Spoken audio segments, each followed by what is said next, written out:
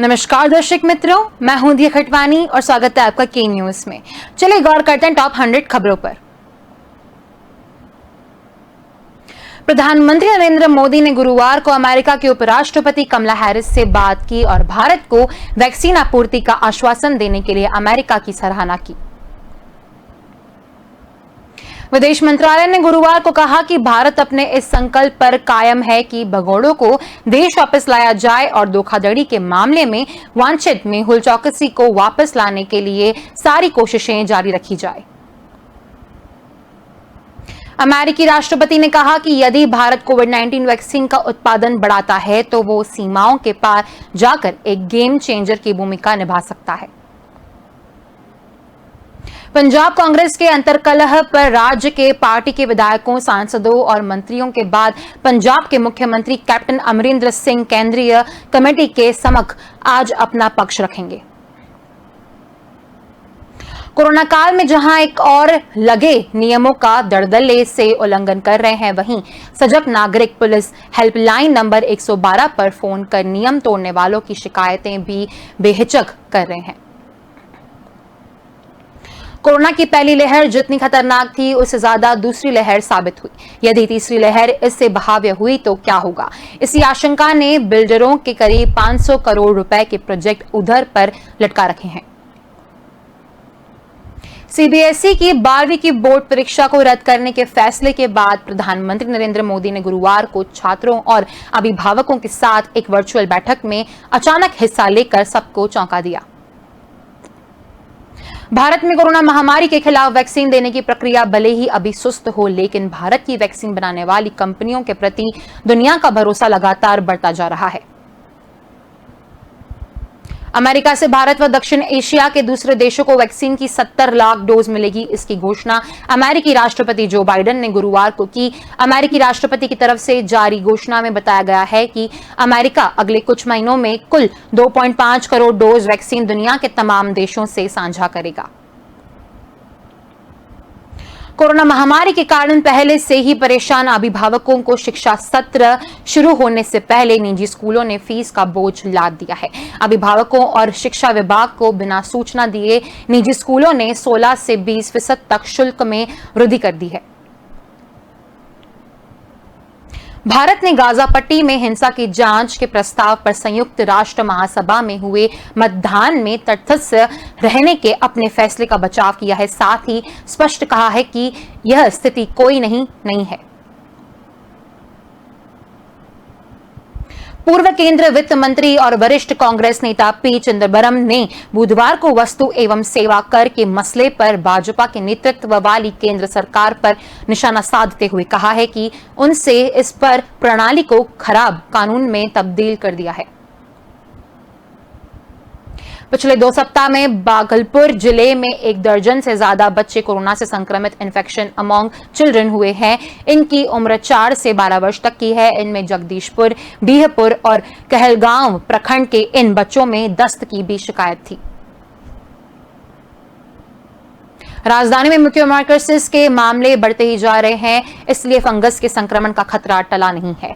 समस्या यह है कि फंगस के इलाज में इस्तेमाल होने वाली दवाओं की कमी दूर नहीं हो पा रही है। इस वजह से बीमारी जानलेवा भी साबित हो रही है। चंडीगढ़ जेएनएन अक्सर विवादों में रहने वाले व ट्वीट कर बेबाक राय रखने वाले हरियाणा के चर्चित आईएएस अधिकारी डॉक्टर अशोक खेमका ने फिर ट्वीट किया है। उत्तराखंड में कोरोना की कमी होती रफ्तार से खासा सुकून दे रही है। अब न सिर्फ नए मामले बल्कि संक्रमण दर में भी तेजी से गिरावट आ रही है। गुरुवार को राज्य में 579 नए मामले आए, जबकि संक्रमण दर 2.9% रही है। पश्चिम बंगाल में नेता विपक्ष बनाए गए भाजपा नेता शुभेंदु अधिकारी ने गुजरात भाजपा के नेता व कार्यकर्ताओं से वीडियो कॉन्फ्रेंस के जरिए बात कर चुनाव के दौरान बंगाल में उनकी मदद को आए गुजरात के भाजपा कार्यकर्ताओं नेताओं का धन्यवाद किया। पाकिस्तान की सरकार कोरोना महामारी की रोकथाम के लिए टीकाकरण अभियान में कई समस्याओं से जूझ रही है। ऐसा लग रहा है कि सरकारी कर्मचारी कोविड-19 वैक्सीन लगाने और खुद अपना टीकाकरण कराने में दिलचस्पी नहीं ले रहे हैं। नेपाल में ब्लैक फंगस से पहली मौत हुई है। इस हिमालयी देश में कोरोना संक्रमण के बाद ब्लैक फंगस के मरीज भी बढ़ रहे हैं। चीन के ग्वांगझोउ में तेजी से फैलने वाले कोरोना वायरस ने चिंता बढ़ा दी है। इजरायल में बेंजामिन नेतान्याहू को सत्ता से बाहर करने के लिए विपक्षी दलों ने हाथ मिला लिया है। इन दलों में मिली जुली राष्ट्रीय सरकार बनाने के लिए समझौता हो गया है। गुरुवार को म्यांमार की पूर्व राजधानी यांगून में भारी जनसैलाब उमड़ पड़ा। करीब 400 लोगों ने लोकतंत्र के समर्थन में शहर के सड़कों पर प्रदर्शन किया। ये लोग देश में सैन्य शासन के विरोध में सड़कों पर उतरे थे। कश्मीर में सक्रिय जिहादी तत्वों के हाथों शहीद होने वाले की सूची में राकेश पंडिता का नाम भी शामिल हो गया है। उन्होंने आतंकियों की धमकियों को परवाह किए बिना नगर निकाय का चुनाव लड़ा था। कोविड-19 महामारी के बीच रिलायंस इंडस्ट्रीज ने घोषणा की है कि वह कोरोना संक्रमण की वजह से जान गंवाने वाले अपने कर्मचारियों के परिवार को वित्तीय सहायता उपलब्ध कराएंगी। कर्नाटक के मुख्यमंत्री बीएस येदियुरप्पा ने गुरुवार को राहत पैकेज का ऐलान किया है। राज्य के गरीब और वंचित तबके को राहत देने के लिए प्रदेश की येदियुरप्पा सरकार ने इस पैकेज की घोषणा की है। विशेष न्यायालय से आदेश हासिल करने के बाद भारतीय स्टेट बैंक के नेतृत्व वाले बैंक कंसोर्टियम अब कभी भी विजय माल्या की जब्त संपत्तियों को बेचकर कर्ज में फंसी अपनी रकम निकाल सकती है। देश में कोरोना की तीसरी लहर की आशंका को देखते हुए देश के बुद्धिजीवियों ने चिंता व्यक्त की है। 185 से अधिक लोगों ने देश में विपक्षी दलों को पत्र लिख उनसे अपने प्रभाव का इस्तेमाल कर केंद्र और राज्य सरकारों से इससे निपटने के लिए पहले से तैयारी कराने का आग्रह किया है। रिजर्व बैंक ऑफ इंडिया अपने 3 दिवसीय मौद्रिक नीति की बैठक में लिए गए फैसले का ऐलान थोड़ी देर में करेगा। गवर्नर शक्तिकांत दास आज केंद्रीय बैंक की एमपीसी के प्रमुख दरों पर निर्णयों की घोषणा करेंगे। एयरपोर्ट काउंसिल इंटरनेशनल की ओर से एशिया प्रशांत क्षेत्र के अंतर्गत ग्रीन एयरपोर्ट की सूची में एक बार फिर इंदिरा गांधी अंतर्राष्ट्रीय एयरपोर्ट को जगह मिली है। आईजीआई के अलावा इसमें हैदराबाद एयरपोर्ट को भी शामिल किया गया है। घातक कोरोना वायरस की उत्पत्ति का जवाब तलाशने के लिए जब दुनिया भर के कई देश और खुफिया एजेंसी हाथ पांव मार रही है, ऐसे में एक गैर पेशेवर खोजी दल डीआरसीआईसी ड्रास्टिक चीन के वुहान शहर में स्थित वुहान इंस्टीट्यूट ऑफ वायरोलॉजी के काले रहस्यों को उजागर करने का दावा किया है। कोरोना की तीसरी लहर का प्रकोप बच्चों पर होने की आशंका के बीच ही एसबीआई इकेरोप ने 12 से 18 साल के बच्चों के टीकाकरण पर जोर लगाने का सुझाव दिया है। केंद्र सरकार ने देश में कोरोना टीके की कमी को दूर करने के लिए पहले से ही वैक्सीन कंपनियों के साथ करार करना शुरू कर दिया है। केंद्र सरकार के इस फैसले से 2 लाभ होंगे। पंजाब में बगावत का सामना कर रहे मुख्यमंत्री अमरिंदर सिंह को दिल्ली में पेशी से पहले खुशखबरी मिल गई है, जहां आम आदमी पार्टी के 3 भागी विधायकों सुखपाल सिंह खैरा, जगदेव सिंह कमलू और पिरमल सिंह धौला ने कांग्रेस का दामन थाम लिया है। कोरोना महामारी में प्रतिबंधित दवाओं की जख्माखोरी को और उनके वितरण को लेकर दिल्ली एचसी ने ड्रग कंट्रोलर के एक्शन पर सवाल उठाए हैं, जिस पर ड्रग कंट्रोलर ने हाईकोर्ट को बताया कि गौतम गंभीर फाउंडेशन को अनधिकृत रूप से फेबिफ्लू दवा का भंडारण, खरीद और वितरण करने का दोषी पाया गया है। मॉरिशस के पूर्व प्रधानमंत्री अनिरुद्ध जगन्नाथ का 91 साल की उम्र में निधन हो गया है। भारतीय मूल के अनिरुद्ध जगन्नाथ मॉरिशस के प्रधानमंत्री और राष्ट्रपति दोनों ही पदों पर रह चुके हैं। राजधानी दिल्ली के सरकारी अस्पतालों में आज यानी शुक्रवार को नर्सें हड़ताल करने जा रही है। जेएनयू के इस आंदोलन को लेकर अब all India government nurses federation भी इसे समर्थन देने की बात कही है। आज कोरोना हमारे देश में पूरी तरह फैल चुका है। हर कोई इससे बचना चाहता है, इसलिए ज्यादातर लोग कोरोना नियमों का पालन करते हुए घर में ही रह रहे हैं। लेकिन अब कोरोना वायरस कैसे आपको अपनी चपेट में ले ले, यह कुछ नहीं कहा जा सकता है। अमेरिका में भारत के राजदूत रणजीत सिंह सिद्धू ने वॉशिंगटन की ओर से रक्षा उत्पादन अधिनियम के हटाए जाने की जानकारी दी। उन्होंने बताया, अमेरिका ने भी डिफेंस प्रोडक्शन एक्ट के हटाए जाने का ऐलान किया है। इसका मतलब है कि सप्लाई को लेकर प्राथमिकता का अब कोई मतलब नहीं है। कैबिनेट मंत्री नंद गोपाल गुप्त नंदी के प्रत्येक व्यक्ति से कोरोना की वैक्सीन लगवाने का आह्वान किया है। कहा कि यदि खुद बचना है तो अपनों को भी बचाना होता, वैक्सीन जरूर लगवाना लेना चाहिए। मुख्य आर्थिक सलाहकार के वी सुब्रमण्यम का कहना है कि देश की अर्थव्यवस्था में अगले महीने से सुधार होने लगेगा।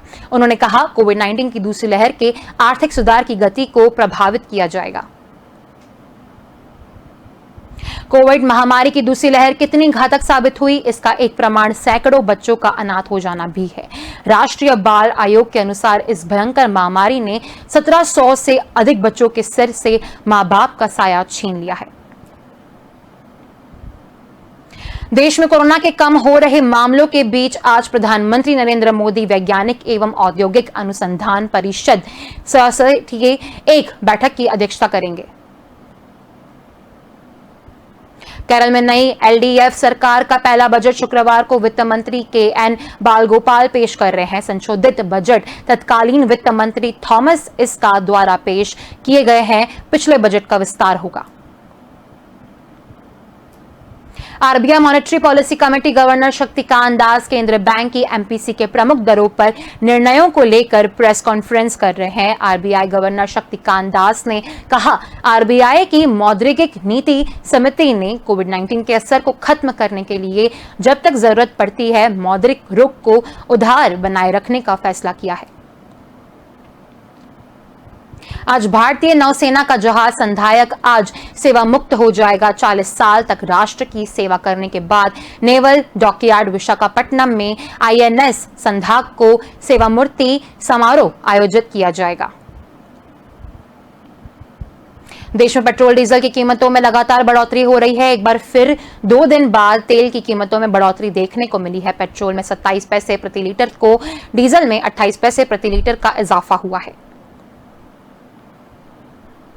मुंबई के ओशिवारा इलाके के आशियाना टावर में शुक्रवार सुबह आग लग गई। प्रशासन को आग लगने की सूचना सुबह 8 बजे मिली। यह लेवल 2 की आग बताई जा रही है। दिल्ली हाईकोर्ट ने शुक्रवार को आंध्र प्रदेश के मुख्यमंत्री वाईएस जगनमोहन रेड्डी की युवाजन श्रमिक रायथू कांग्रेस पार्टी का पंजीकरण रद्द करने की मांग वाली याचिका खारिज कर दी है। कोर्ट ने आज सुनवाई करते हुए कहा कि याचिकाकर्ता का पूरा मामला बेबुनियाद है और याचिका खारिज कर दी है। Gujarat secondary and higher secondary education board 10वीं की परीक्षा की घोषणा की तारीख सामने आई है। ताजा रिपोर्ट के मुताबिक जेएसईबी ने घोषणा की है कि इस महीने के आखिर यानी कि जून के अंत में 10वीं का रिजल्ट घोषित किया जाएगा। पाकिस्तान के विदेश मंत्री शाह महमूद कुरैशी ने अफगानिस्तान की शांति के लिए पाकिस्तान और चीन के साथ द्विपक्षीय संबंधों में मजबूती और अफगानिस्तान में स्थिरता को जरूरी बताया है। हालांकि अपने इस बयान में उन्होंने भारत का कोई जिक्र नहीं किया है। कर्नाटक सेकेंडरी यूनिवर्सिटी कोर्स यानी 12वीं कक्षा की फाइनल परीक्षा 2021 को रद्द कर दिया गया है, जबकि एसएसएसई परीक्षा की आयोजन जुलाई के तीसरे सप्ताह में किया जाएगा। यह घोषणा राज्य के प्राथमिक और माध्यमिक शिक्षा मंत्री एस सुरेश कुमार ने की है। इस संबंध में प्रेस ट्रस्ट ऑफ इंडिया ने अपने ऑफिशियल ट्विटर हैंडल से ट्वीट करके जानकारी साझा की है। बीजेपी के 1, 2 नहीं बल्कि 33 विधायक ऐसे हैं जो दोबारा सत्तासीन तृणमूल कांग्रेस में जाना चाहते हैं। चुनाव के पहले टीएमसी से भी 33 विधायक ऐसे थे जो बीजेपी में शामिल हो गए थे।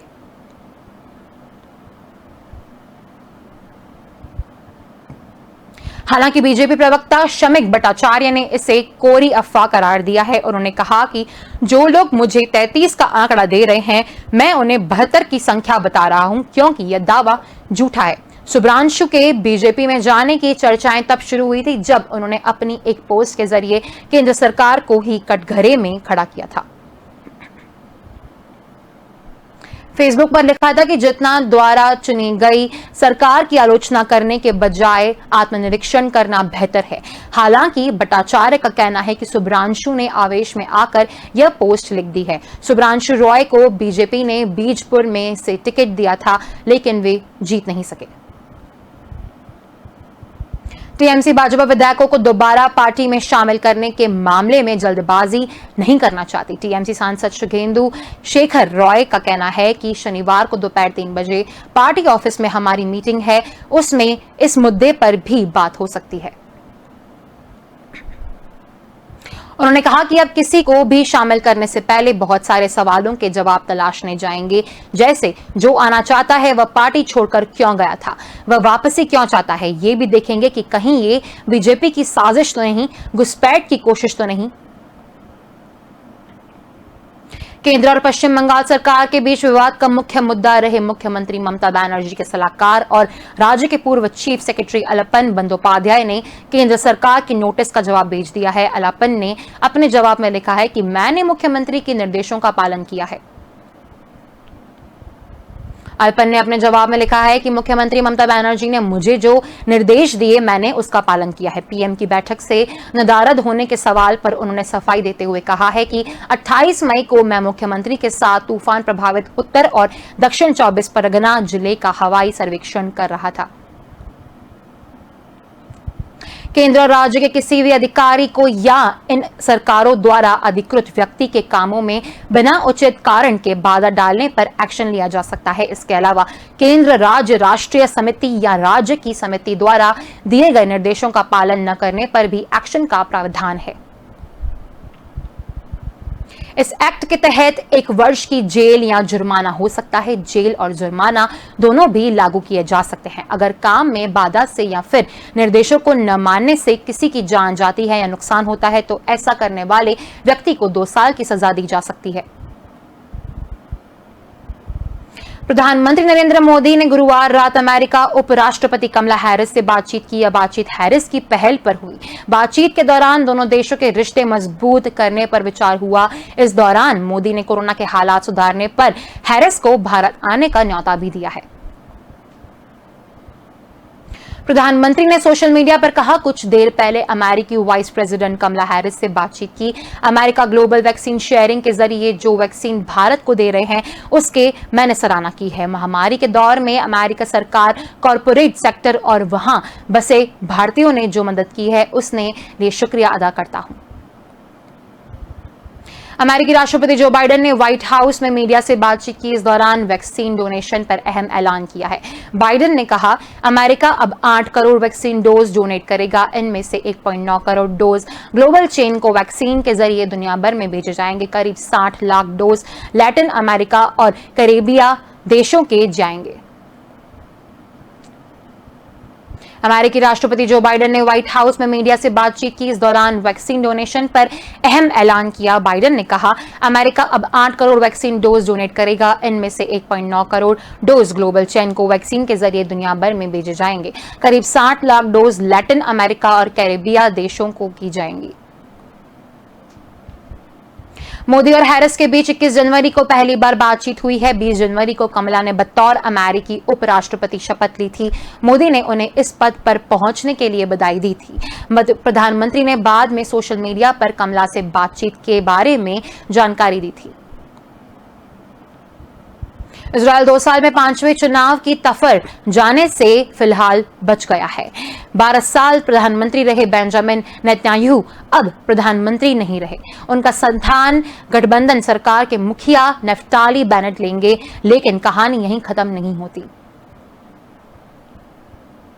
बेनेट 26 अगस्त 2023 तक की कुर्सी पर रहेंगे। इसके बाद यश एटिड पार्टी के चीफ यार लैपिड प्रधानमंत्री बनेंगे, लेकिन एक्सपर्ट मानते हैं कि इस गठबंधन सरकार का लंबा चलना मुश्किल है। इनमें विचारधारा का टकराव रहेगा। यहां इजरायल की सियासत और ताजा घटनाक्रम से जुड़ी अहम बातों को समझाते हैं। इजराइल में भारत की तरह कई राजनीतिक दल हैं, यानी बहुदलीय व्यवस्था है। इनकी विचारधारा भी अलग अलग है। ऐसे ताजा घटनाक्रम से ही समझ लीजिए नफ्ताली बेनेट जिस यामीन पार्टी के नेता हैं, उसे आप राइट विंगर, दक्षिणपंथी या बहुत सामान्य तौर पर कट्टरपंथी पार्टी कह सकते हैं। 8 दलों के गठबंधन में यश एटेड पार्टी और राम पार्टी भी है। मजे की बात यह है कि यश मध्यमार्गी या रेस्टोरेंट विचारधारा वाली पार्टी है। वो ज्यादा कट्टरपंथी भी नहीं और ज्यादा नर्म भी नहीं है। 2 साल में 4 चुनावों के बाद भी किसी पार्टी को अकेले के दम पर स्पष्ट बहुमत नहीं मिला। संसद में कुल 120 सीटें हैं। बहुमत के लिए 61 सांदन चाहिए, लेकिन मल्टी पार्टी सिस्टम है और छोटी पार्टियां भी कुछ सीटें जीत जाती हैं। इसकी वजह से ही किसी एक पार्टी को बहुमत पाना आसान नहीं होता। नेतन्याहू ने के साथ भी नहीं हुआ। पूर्व दिल्ली से सांसद गौतम गंभीर के फाउंडेशन पर दवा की जख्माखोरी के मामले में जल्द कार्रवाई की जाएगी। ड्रग कंट्रोलर ने गौतम गंभीर फाउंडेशन द्वारा दिल्ली में कोरोना की दवा फैबीफ्लू बांटे जाने के मामले में यह बात हाईकोर्ट से कही थी। ड्रग कंट्रोलर ने कहा है कि इस फाउंडेशन के गैरकानूनी तरीके से दवा की जमाखोरी की और इसे मरीजों को बांटा। बिन देरी किए इस फाउंडेशन और डीलर के खिलाफ कार्रवाई की जाए। ड्रग कंट्रोलर का बयान आने के बाद गौतम गंभीर ने सोशल मीडिया पर पोस्ट शेयर की है। उन्होंने ट्विटर पर भगत सिंह को कोट करते हुए कहा, मैं मानव हूं और जो कुछ भी मानवता को प्रभावित करता है उसे मुझे मतलब है। गौतम गंभीर ने अप्रैल में एक ट्वीट किया था। इसमें उन्होंने कहा था कि उनके कार्यकाल से मरीज फैबीफ्लू दवा ले जा सकते हैं। मरीजों को अपने साथ डॉक्टर का पर्चा और आधार कार्ड लेकर आना होगा। गरीब के अलावा आम आदमी पार्टी विधायक प्रति तोमर और प्रवीण कुमार ने भी कोरोना की दवाओं को सिलेंडरों की खरीद की थी। गौतम गंभीर ने कहा था कि उनकी फाउंडेशन को अभिनेता अध्यक्ष कुमार से 1 करोड़ रुपए का डोनेशन मिला है। इनसे वो कोरोना मरीजों की सेवा करेंगे। जब हाई कोर्ट में मामला पहुंचा तो कोर्ट ने 2 चीजों पर नाराजगी जताई थी। पहली, गंभीर को क्लीन चिट देने पर और दूसरा, गंभीर के उस बयान पर जिसमें उन्होंने कहा था कि वो दोबारा ऐसा करेंगे और आखिरी सांस तक दिल्ली की सेवा करेंगे। ड्रग कंट्रोलर ने अपनी जांच के बाद कहा था कि गंभीर फाउंडेशन ने 2349 फैबीफ्लू की स्ट्रिप खरीदी है। इसके अलावा 120 ऑक्सीजन सिलेंडर भी खरीदे गए थे, जिन्हें अधिकृत डीलरों द्वारा भरवाया गया था। दवाओं का मरीजों में मुफ्त वितरण किया गया है। गंभीर फाउंडेशन को नोटिस भेजकर पूछा गया था कि उन्होंने फैबीफ्लू कहां से खरीदी और क्या उन्होंने इसके किसी लिए अधिकृत संस्थान से मंजूरी ली थी। हाईकोर्ट से ड्रग कंट्रोलर ने कहा था कि गंभीर फाउंडेशन के खिलाफ इस तरह से दवा की जमाखोरी के मामले में कार्रवाई की जाएगी। देश में कोरोना का असर कम होने के सिलसिला जारी है। गुरुवार को 1,31,280 नए मरीज मिले हैं। 2,05,771 ठीक हो गए हैं और 2,705 की मौत हो गई है। नए मरीजों का आंकड़ा लगातार चौथे दिन 101.50 लाख से कम रहा। इससे पहले 30 मई को 1.51 लाख लोगों की कोरोना रिपोर्ट पॉजिटिव आई थी। एक्टिव केस यानी इलाज कर रहे मरीजों की संख्या में बीते दिन 77,239 की कमी आई है। इसमें 4 दिन में ही करीब 4 लाख की गिरावट दर्ज की गई है। भारत बेहतर प्रदर्शन तभी कर सकता है जब वो बाकी दुनिया से जुड़कर चलता है, लेकिन कुछ वर्षों से हम अंतर्मुखी होते जा रहे हैं। यह कहना है पूर्व राष्ट्रीय सुरक्षा सलाहकार शिवशंकर मेनन का। जब भी हम दुनिया से जुड़कर कुछ करते हैं तो बेहतर करते हैं। हमें दुनिया की जरूरत है, चाहे वह ऊर्जा, निवेश या टेक्नोलॉजी का निर्यात की बात हो। पड़ोसियों के साथ एकाग्रता, सुसंगत विदेशी कारोबारी नीति और सक्रिय कूटनीति पर बहुत ध्यान देना होगा। पड़ोसी देशों के साथ रिश्ते मजबूत करने होंगे। वैश्विक अर्थव्यवस्था नाजुक दौर से गुजर रही है। चीन पहली बार सुपर पावर बनने के साथ निर्भरता की स्थिति में है। उसकी 40% जीडीपी बाहरी सेक्टरों पर निर्भर है। इसी निर्भरता को कम करने के लिए वह सीपीसी और ओबीओआर लेकर आया है। नेहरू जी को चीन को लेकर जो सहानुभूति थी, आज की सरकार को भी वैसी ही सहानुभूति मिली है। जब इस बात को मानते ही नहीं कि चीन ने धोखा दिया, पीएम मोदी ने चीनी राष्ट्रपति शी जिनपिंग को अहमदाबाद अपने घर बुलाया, पर बदले में उन्होंने क्या किया? चीन को लेकर नीतियां बनाने में नेहरू जी ने भी गलती की थी। उन्होंने कहा कि चीन के साथ कोई समस्या नहीं है। मुंबई के पास बदलापुर में गुरुवार रात एक कंपनी से गैस लीक हो गई है। यह जगह ठाणे जिले में आती है। इससे आसपास रहने वाले लोगों को सांस लेने में तकलीफ और आंखों में जलन होने लगी है। कंपनी का नाम नोवल इंटरमीडिया बताया जा रहा है। घटना की सूचना मिलते ही फायर ब्रिगेड की टीम मौके पर पहुंच गई। कंपनी से निकल रही गैस दूर तक दिखाई दी। पुलिस ने गैस रिसाव रोकने का दावा किया है। महाराष्ट्र में लॉकडाउन हटाने को लेकर गुरुवार को भ्रम की स्थिति बन गई। राज्य के डिजास्टर मैनेजमेंट मंत्री विजय वडेट्टीवर ने मुख्यमंत्री उद्धव ठाकरे के साथ हुई हाई लेवल मीटिंग के बाद मीडिया में अनलॉक की बात कही। अनलॉक को लेकर चर्चा हुई और चरणबद्ध तरीके से राज्य में पाबंदियां हटाने का मसौदा रखा गया। इसी के तहत 5 चरणों में अनलॉक का फॉर्मूला भी सामने आया था, लेकिन मंत्री जी ने बैठक से बाहर आते अनलॉक का ऐलान कर दिया।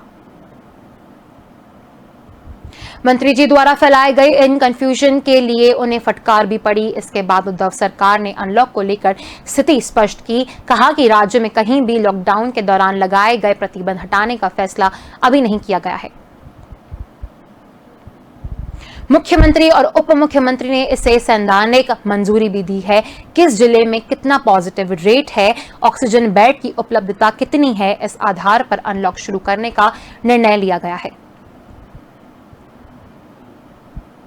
कोरोना संक्रमण का बढ़ता प्रकोप अब शांत होने लगा है। पॉजिटिव केसों में आ रही तेजी में से कमी से 46 दिनों बाद 2 जून से प्रदेश में राजधानी जयपुर सहित अन्य शहरों के बाजारों में बंद दुकानें भी सुबह 6 बजे से सुबह 11 बजे तक खुली रहेंगी। शहर में निकले ग्राहकों की कमी से बाजारों में दुकानों के बाहर बने बरामदे खाली नजर आए। वहां सिर्फ एक दूसरे से चर्चा करते हुए दुकानदार और उनके कर्मचारी नजर आए। आज भी करीब 20% दुकानें नहीं खुली। वहीं शहर की सड़कें वाहनों की बेवजह आवाजाही और हजारों की संख्या में निकली भीड़ से सराबोर नजर आई। पुलिस प्रशासन की सख्ती नजर नहीं आई। अनलॉक हुई भीड़ से कोरोना संक्रमण के अगले कुछ दिनों में फिर से बढ़ने का संकेत नजर आने लगा है। यह आलम तब है जबकि लॉकडाउन की पूरी तरह से नहीं खोला गया है। सिर्फ खरीदारी और व्यापार के लिए कुछ घंटों की छूट दी गई है। कोरोना काल में गहलोत कैबिनेट की बैठक में मंत्रियों के झगड़ने और आपसी विवाद में विपक्षी बीजेपी के मुद्दा दे दिया है। मंत्रियों के झगड़े पर बीजेपी नेताओं ने सरकार पर निशाना साधा है। बीजेपी प्रदेशाध्यक्ष सतीश पुनिया, नेता प्रतिपक्ष गुलाबचंद कटारिया, उपनेता प्रतिपक्ष राजेंद्र राठौड़, केंद्रीय मंत्री गजेंद्र सिंह शेखावत से लेकर कई नेताओं ने मंत्रियों के झगड़ों को लेकर गहलोत सरकार को निशाने पर लिया है। भाजपा प्रदेशाध्यक्ष सतीश पुनिया ने कहा, इस बार बड़ेबंदी हुई तो कांग्रेस के विधायक बाड़ा तोड़कर भाग जाएंगे। पिछले कोरोना काल में भी यह सरकार 42 दिन तक बंद रही। यह जुगाड़ की सरकार है और जुगाड़ तो कहीं की ईंट कहीं का रोड लेकर ही बनता है। सरकार की बुनियाद ही गड़बड़ थी, बहुमत था नहीं तो बसपा और दूसरे विधायकों से जुगाड़ किया। पहले कोरोना काल से जब जनता जूझ रही थी, उस दौरान 5 स्टार होटल में बेवफा तेरा भूल जाना कवाली चल रही थी। केंद्रीय जल संसाधन मंत्री गजेंद्र सिंह शेखावत ने मंत्रियों के झगड़े पर निशाना साधा। गजेंद्र सिंह ने ट्वीट किया, गहलोत सरकार के मंत्रियों की तू मैं ने राजस्थान में रिजॉर्ट वालों को चौकन्ना कर दिया है। राजेंद्र राठौड़ ने कहा, गहलोत सरकार ने परद एक स्लोगन कहा जा सकता है कि इस सरकार में जाने कब क्या हो जाए, मौजूद सरकार अपना ही बोझ से गिरेगी। संसदीय कार्य मंत्री का ही कैबिनेट की बैठक में अपमान हो रहा है। इस तरह से अपमान मैंने कभी नहीं देखा। जब कांग्रेस के प्रदेश अध्यक्ष यह कह रहे थे कि प्रभारी मंत्री ने जयपुर में कोई बैठक नहीं ली, तो मतलब साफ है कि प्रभारी मंत्री भी कोरोना काल में सजगता के साथ काम नहीं कर रहे हैं। मध्य प्रदेश में अब 12 साल से कम उम्र के बच्चों को माता पिता को सबसे पहले वैक्सीन लगाई जाएगी ताकि कोरोना संक्रमण को और कम किया जा सके। साथ ही पढ़ाई के लिए विदेश जाने वाले बच्चों को भी प्राथमिकता के आधार पर वैक्सीनेशन कराया जाएगा। सीएम ने कहा कि अब कोरोना महामारी की तीसरी लहर आने की बात कही जा रही है। चिंता की बात है कि इस लहर में बच्चों को सबसे ज्यादा संक्रमित होने की आशंका जताई जा रही है। ऐसे में जरूरी है कि बच्चों को माता पिता स्वस्थ रहें।